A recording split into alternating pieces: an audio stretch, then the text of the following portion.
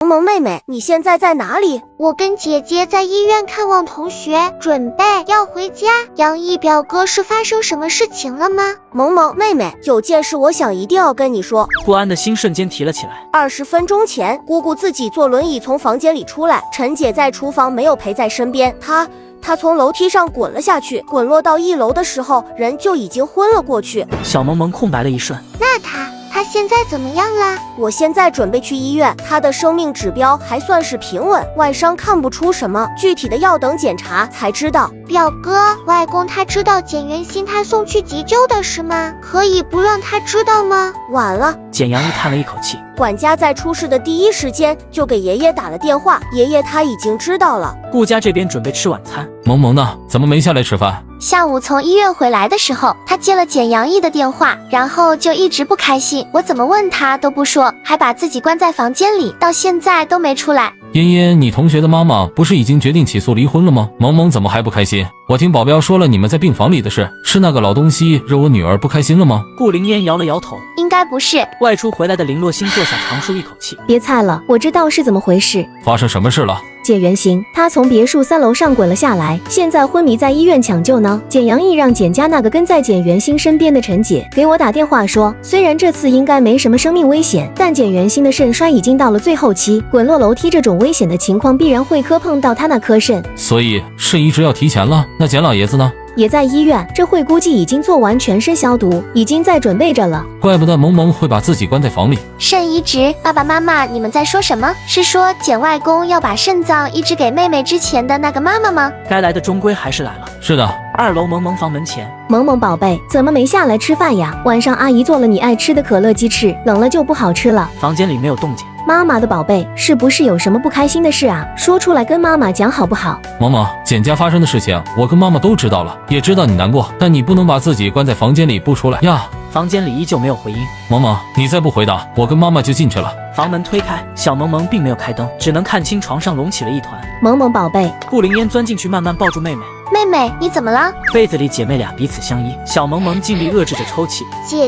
姐姐在呢，我不想出去。我知道的，不想出去，那就不出去，我陪着你。被子里又闷又热，刚刚小萌萌不知道一个人哭了多久。妹妹，简外公和你那个妈妈的事情我都知道了。萌萌紧张地看着嫣嫣，就算简外公真的要给那个女人移植肾脏，也不一定真的会有什么事情。真的吗？可是外公年纪那么大了，他上半年才刚刚生过病。姐姐，我害怕。当然是真的了，别的不说，我们家这么有钱，简外公家也那么有钱，现在的医生都那么厉害，我觉得简外公原本就会活到100多岁，现在身体里少了些东西，可能会减掉一些寿命，但是100减掉10岁，也有90岁呀。姐姐，小萌萌目光失落看着顾灵烟，顾灵烟抬手抹掉她眼下的泪水。你看呀，你今年5岁，简外公75岁，75岁距离90岁还有15年，那15年后你就20岁了，到时候你都已经差不多大学毕业了，没准妹妹哪天结婚了都说不定呢。会这样吗？当然会了，简外公那么疼你，他连简氏的股份那么重要的东西都只给了你一个人。妹妹，你可别忘了，你可是姓顾的，连你表哥简阳毅都只得到了简氏的经营权，你说他得多在乎你？好像是这样的。对呀，他本来就很疼你，就算是为了你，怎么也要保养好自己的身体，看着你长大的。顾灵烟安慰了小萌萌好一会，小萌萌才慢慢的从被里钻了出来。林洛星心疼极了，连忙抱了上去。妈妈的好宝贝，妈妈。萌萌，你感觉怎么样？需不需要爸爸送你去医院见你外公？小萌萌摇了摇头说，爸爸妈妈，我有些不舒服。顾叶白和林洛星一听立刻紧张起来。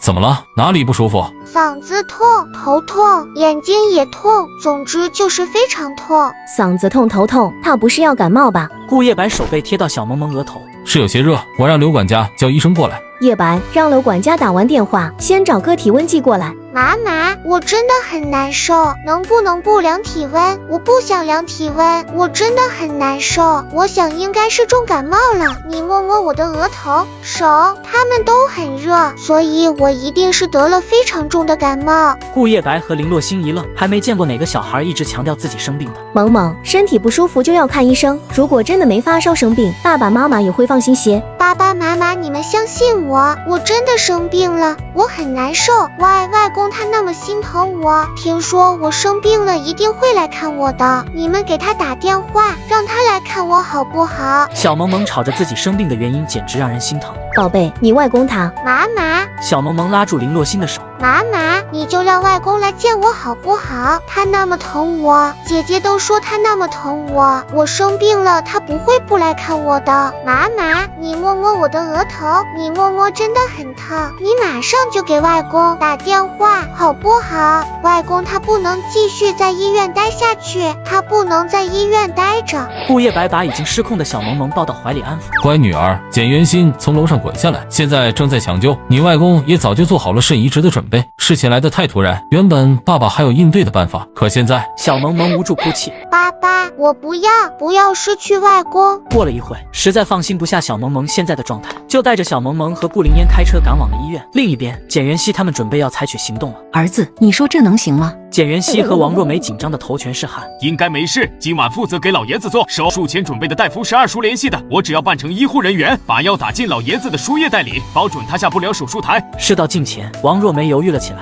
元熙呀，你爸他都75了，做的又是换肾的手术，你刚说他下不来手术台，这可是换肾手术，没准他不用咱们做什么救，要不咱们这药还是不下了吧？从进医院开始，我的右眼就一直跳个不停。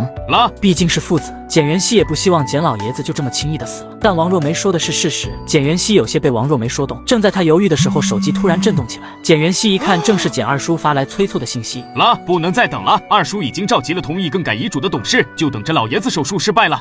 萌萌感谢大家的支持，下一集放在主页置顶视频左下角链接里了哦。